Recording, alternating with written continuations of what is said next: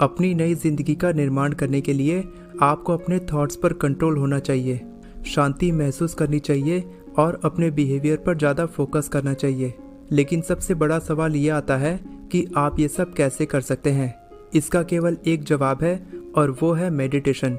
इसी चैप्टर में मैं आपको बहुत डीप में समझाने वाला हूँ कि मेडिटेशन आपकी ज़िंदगी को बदलने में कैसे मदद करता है। वैसे तो मेडिटेशन प्रैक्टिस करने की बहुत सारी टेक्निक्स होती हैं, लेकिन इस वीडियो में मैं आपको अपने सबकॉन्शियस माइंड के अंदर जाकर खुद में परमानेंटली बदलाव कैसे लाते हैं इसके बारे में बताने वाला हूँ, जिसकी मदद से आप अपने थॉट्स, बिलीव्स, एक्शंस और इमोशंस पर कंट्रोल पा सकते हैं और आप अपने सबकॉन्शियस माइंड को नई तरीके से रिप्रोग्राम कर सकते हैं। जो बातें आज मैं आपको बताने वाला हूँ उसे अपनी ज़िंदगी में लागू करके आप बड़ी से बड़ी बीमारी को जड़ से ठीक कर सकते हैं। हमें मेडिटेशन क्यों करना चाहिए, यानी मेडिटेशन करने का असली मकसद क्या है, चलिए जानते हैं। तिब्बतन भाषा में मेडिटेट का मतलब होता है फैमिलियर होना यानी परिचित होना। ऑथर डॉक्टर जो डिस्पेंजा के अनुसार मेडिटेशन का मतलब है सेल्फ ऑब्जर्वेशन और सेल्फ डेवलपमेंट। लेकिन जो भी हो, अगर आपको किसी से परिचित होना है तो आपको उसके साथ थोड़ा वक्त बिताना चाहिए। और मेडिटेशन करते वक्त आप खुद के साथ वक्त बिताते हैं और खुद को ऑब्जर्व करते हैं। आप खुद को बाहरी दुनिया से अलग करके अपने लिए समय निकालकर सोचते हैं कि आपको क्या करना चाहिए और क्या नहीं करना चाहिए। फॉर एग्ज़ाम्पल, अगर आप खुश रहना चाहते हैं तो सबसे पहला स्टेप है ना खुश रहना बंद करना, यानी कि आपको ऐसे विचारों को सोचना बंद करना होगा जो आपको दुखी करते हैं। आपको दर्द, उदासी और कड़वाहट जैसे इमोशंस को महसूस नहीं करना चाहिए। अगर आप अमीर बनना चाहते हैं तो आपको ऐसे काम नहीं करने चाहिए जो आपको गरीब बनाते हैं। अगर आप स्वस्थ रहना चाहते हैं तो आपको अनहेल्दी लाइफस्टाइल को जीना बंद करना चाहिए। ये सारे एग्जाम्पल दर्शाते हैं कि पहले आपको उस तरह से जीना बंद करना होगा जिस तरह से आप जीते आए हैं, ताकि आप नई तरीके से सोचें, काम करें और जिएं। तो जब आप आंखें बंद करके बाहरी दुनिया से अलग होकर शांति से बैठते हैं, तब आप जो भी सोचते हैं और महसूस करते हैं आप उसके प्रति अवेयर होते हैं। जब आप मेडिटेशन करते हैं तब आप अपने दिमाग के अनकॉन्शियस ऑटोमेटिक प्रोग्राम के प्रति कॉन्शियस होते हैं। इसका मतलब खुद को अच्छे से समझना ही मेडिटेशन का असली मकसद है। जब आप बार बार मेडिटेशन प्रैक्टिस करके सोचते हैं कि आपको किस तरह का इंसान नहीं बनना है, तब आप जैसे इंसान हैं आप उसके प्रति फैमिलियर यानी परिचित होते हैं। आप खुद को ज़्यादा अच्छे से जानने लगते हैं। आपको समझ में आता है कि आपको किस तरह के थॉट्स, बिहेवियर्स और इमोशंस को बदलना है। ऐसा करने से आपकी बॉडी के जीन्स में बदलाव आते हैं, आपका दिमाग नए तरीके से काम करता है और आप बदलने लगते हैं। जब एक बच्चा बड़ा होता है तब उसके ब्रेन की फ्रीक्वेंसी डेल्टा से थीटा, फिर अल्फ़ा और उसके बाद बीटा स्टेट तक जाती है। मेडिटेशन करने के दौरान हमारा काम है एक बच्चे की तरह बनना, यानी कि बीटा से अल्फ़ा से थीटा से डेल्टा की तरफ जाना। एक बच्चे का दिमाग सबकॉन्शियस माइंड से कॉन्शियस माइंड में कैसे विकसित होता है, चलिए जानते हैं। Delta state. बच्चे के जन्म से लेकर 2 साल की उम्र होने तक इंसान का दिमाग बहुत ही लो ब्रेन वेव लेवल पर काम करता है। उस वक्त वेव फ्रिक्वेंसी 0.5 से 4 साइकिल्स पर सेकेंड होती है। इस रेंज की इलेक्ट्रोमैग्नेटिक एक्टिविटी को डेल्टा वेव्स कहते हैं। बड़ी उम्र के इंसान जब गहरी नींद में सोते हैं तब वो डेल्टा स्टेट में होते हैं। इसीलिए नवजात बच्चा केवल कुछ मिनट से ज़्यादा समय तक नहीं जाग पाता है और वो बच्चा आंखें खोलकर भी नींद में ही रहता है। जब 1 साल का बच्चा जागता है तब भी वो ज़्यादातर समय डेल्टा स्टेट में रहता है, क्योंकि वो जो भी काम करता है वो अपने सबकॉन्शियस माइंड से काम करता है और उसका कॉन्शियस माइंड यानी थिंकिंग ब्रेन बहुत ही लो लेवल पर काम करता है। Theta state. 2 साल के बच्चे से लेकर 5 से 6 साल के बच्चे का दिमाग थोड़ा हाई ब्रेन वेव लेवल पर काम करता है। इस वक्त वेव फ्रीक्वेंसी 4 से 8 साइकिल्स पर सेकंड होती है। जिस बच्चे का दिमाग थीटा स्टेट में काम करता है वो ज़्यादातर अपनी अंदरूनी दुनिया से जुड़ा रहता है और इमेजिनेशन की दुनिया में खोया रहता है। ऐसे बच्चे को आप जो भी कहते हैं वो बच्चा उस बात को मान लेता है, जैसे कि सेंटा क्लॉज रियल में होता है, बड़े बच्चे नहीं रोते, केवल लड़कियां रोती हैं, तुम्हारी बहन तुमसे ज़्यादा स्मार्ट है। ये सारी बातें सीधा उनके सबकॉन्शियस माइंड तक जाती है और इसीलिए वो बच्चा इन सारी बातों को सच मान लेता है। Alpha state. 5 से 10 साल के बच्चे का दिमाग अल्फ़ा फ्रीक्वेंसी यानी कि 8 से 13 साइकिल्स पर सेकंड पर काम करता है।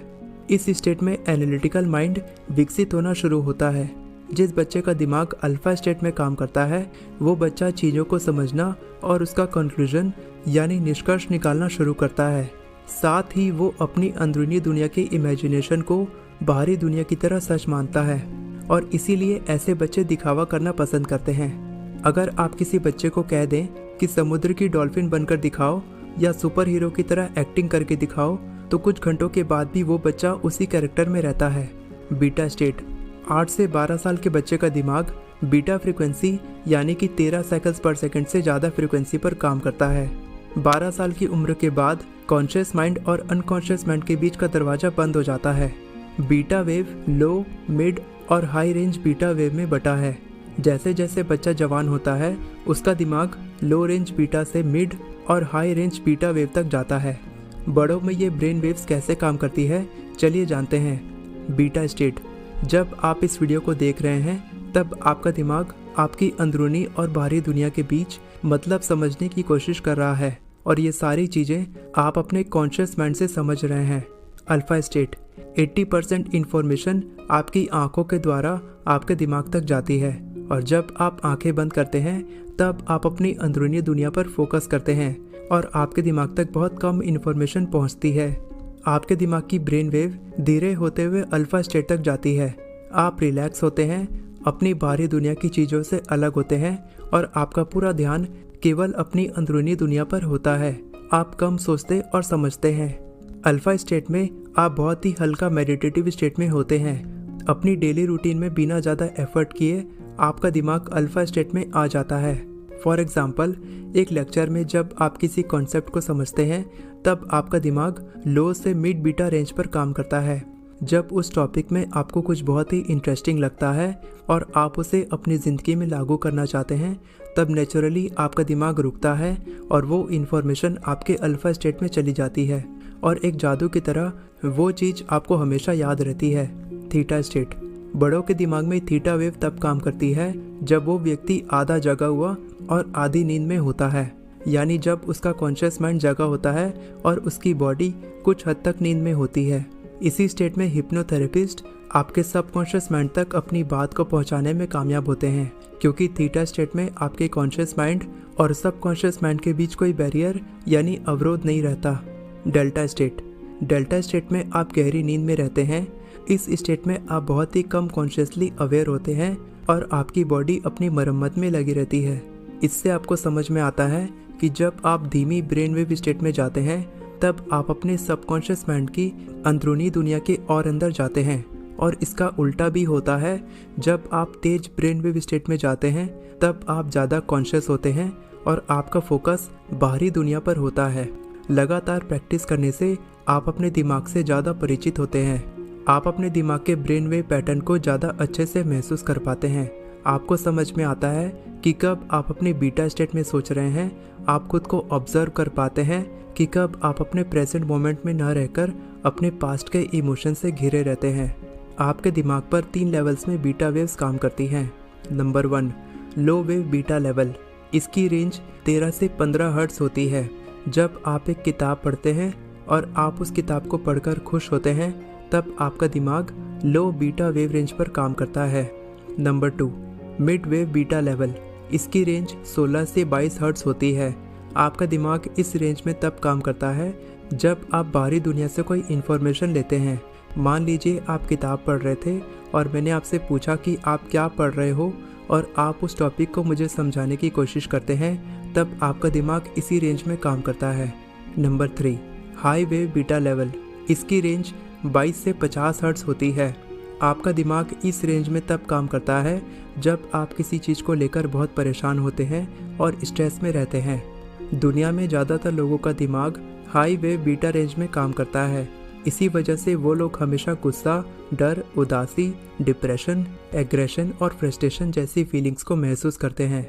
जब आपका दिमाग हमेशा हाई स्ट्रेस मोड में काम करता है तब आपको हाई ब्लड प्रेशर, इंडाइजेशन जैसी प्रॉब्लम्स का सामना करना पड़ता है और आपकी बॉडी का इम्यून सिस्टम कमज़ोर होता है जिसकी वजह से आपको सर्दी, एलर्जी, कैंसर और आर्थराइटिस जैसी बीमारियां लगती हैं। इस रेंज में रहने का सबसे बड़ा डिसएडवांटेज ये है कि जो लोग हाई स्ट्रेस का शिकार होते हैं वो केवल बाहरी दुनिया पर फोकस करते हैं और उनका ध्यान अपनी अंदरूनी दुनिया में नहीं रहता है। ऐसे लोग छोटी छोटी बातों पर ओवर रिएक्ट करते हैं, यानी छोटी छोटी बातों पर गुस्सा करते हैं और नाराज होते हैं और उनके सोचने की क्षमता कम हो जाती है। ऐसे लोग कुछ नया सीखने की कोशिश कभी नहीं करते। अगर आपको पता करना है कि आप बीटा रेंज में हो या नहीं, तो इसका सबसे अच्छा तरीका है कि अगर आप लगातार किसी भी चीज़ के बारे में सोचते रहते हैं तो आपका दिमाग बीटा रेंज में काम करता है। किसी भी चीज़ के बारे में सोचना और अवेयर होना दोनों अलग अलग चीज़ें होती हैं, क्योंकि जब आप अवेयर होते हो तब आप सोचते हो कि मैं किस वजह से परेशान हूँ, मुझे इतना गुस्सा क्यों आता है। यानी जब भी आपके दिमाग में कोई नेगेटिव थॉट आए तो आप सोचो कि वो नेगेटिव थॉट आपके दिमाग में क्यों आया है, और अगली बार वो नेगेटिव थॉट आपके दिमाग में ना आए, इससे बचने के लिए आप क्या कर सकते हैं। इसे अवेयरनेस कहते हैं। एक बच्चे का दिमाग जन्म से ही सबकॉन्शियस तरीके से काम करता है। उस बच्चे के दिमाग को जन्म के बाद से ही पॉजिटिव सिग्नल और नेगेटिव सिग्नल दोनों मिलने लगते हैं। पॉजिटिव सिग्नल को एक प्रैक्टिकल एग्जाम्पल से समझते हैं। जब उस बच्चे को भूख लगती है या कोई परेशानी होती है तब वो बच्चा बहुत ज़ोर से रोता है। वो अपना पूरा एफर्ट लगाकर अपनी माँ को पुकारता है। तब उसकी माँ अपने बच्चे को दूध पिलाकर या फिर उसका डायपर चेंज करके उस बच्चे को रेस्पॉन्स देती है। तब ऐसा करना उस बच्चे का एक सबकॉन्शियस बिहेवियर बन जाता है और वो बच्चा हर बार वैसा ही करता है। नेगेटिव सिग्नल को एक प्रैक्टिकल एग्जाम्पल से समझते हैं। जब एक 2 साल का बच्चा अपनी उंगली गर्म तवे पर लगाता है तब वो तुरंत अपनी उंगली वहाँ से हटा लेता है, क्योंकि उसे अपनी उंगली में दर्द महसूस होता है। और वो बच्चा बहुत जल्दी एक महत्वपूर्ण सबक सीख जाता है कि उसे दोबारा कभी गर्म तवे को हाथ नहीं लगाना है। इन दोनों एग्जाम्पल से हम समझ सकते हैं कि चाहे खुशी हो या दर्द, एक बच्चे का दिमाग धीरे धीरे अलग अलग हैबिट्स, स्किल्स और बिहेवियर्स को डेवलप करता रहता है। 6 से 7 साल की उम्र के बाद एक बच्चे का दिमाग अल्फा रेंज में काम करता है। तब उसका एनालिटिकल माइंड या क्रिटिकल माइंड डेवलप होना शुरू होता है। हमारे कुल दिमाग का केवल 5% कॉन्शियस माइंड होता है, जो किसी भी चीज़ के बारे में लॉजिकली सोचता है। ये तब काम करता है जब आप किसी काम को अपनी मर्जी से करते हैं या जिस पर आप विश्वास करते हैं, और बाकी का 95% आपका सबकॉन्शियस माइंड होता है, जो आपकी हैबिट्स और बिहेवियर से बनता है। जब आप मेडिटेशन करते हैं तब आपके कॉन्शियस माइंड और सबकॉन्शियस माइंड के बीच का दरवाज़ा खुलता है। आप अपने सबकॉन्शियस माइंड से सोचकर अपनी बुरी आदतों और गलत व्यवहार के बारे में समझते हैं और उन्हें बदलकर अपने लिए एक नई जिंदगी का निर्माण करते हैं। मेडिटेशन आपके दिमाग को बीटा से अल्फा और थीटा ब्रेन वेव स्टेट में जाने में मदद करता है। मेडिटेशन करने के दौरान जब आप आंखें बंद करते हैं तब आप बाहरी दुनिया से अलग हो जाते हैं। आपको समय का कोई होश नहीं होता और आप अपनी पहचान को भी भुला देते हैं। मेडिटेशन से आपके दिमाग के नियोकॉर्टेक्स में बहुत कम इन्फॉर्मेशन जाती है, जिसकी वजह से आपका एनालिटिकल माइंड थोड़ा धीरे काम करता है। और जब आप अपना पूरा फोकस अपनी अंदरूनी दुनिया पर लगाते हैं तब ऑटोमेटिकली आपके दिमाग का फ्रंटल लोब एक्टिवेट हो जाता है और आपका दिमाग अल्फा ब्रेन वेव स्टेट में काम करता है। जैसे जैसे आप हर दिन मेडिटेशन प्रैक्टिस करते हैं तब आपका दिमाग थीटा वेव फ्रीक्वेंसी में काम करता है। आपकी बॉडी नींद में होती है लेकिन आपका दिमाग जाग रहा होता है। ऐसी स्थिति में आप अपने सबकॉन्शियस माइंड के अंदर जाकर अपने किसी भी नेगेटिव हैबिट और नेगेटिव बिहेवियर को पॉजिटिव हैबिट और पॉजिटिव बिहेवियर में बदल सकते हैं। थीटा स्टेट में आपके कॉन्शियस माइंड की कोई रोक टोक नहीं होती। आप जो चाहें वो सोच सकते हैं और बड़े से बड़ा सपना देख सकते हैं। जब आपकी बॉडी आपके माइंड को कंट्रोल नहीं करती है तब आपका दिमाग मालिक बन जाता है और आप फिर से बच्चा बनकर अपनी किसी भी इच्छा को पूरा होते हुए विजुअलाइज कर सकते हैं। वीडियो पसंद आई हो तो वीडियो को लाइक करें और चैनल को सब्सक्राइब करें। All the best for your success. मैं हमेशा आपको इसी तरह इंस्पायर करता रहूँगा।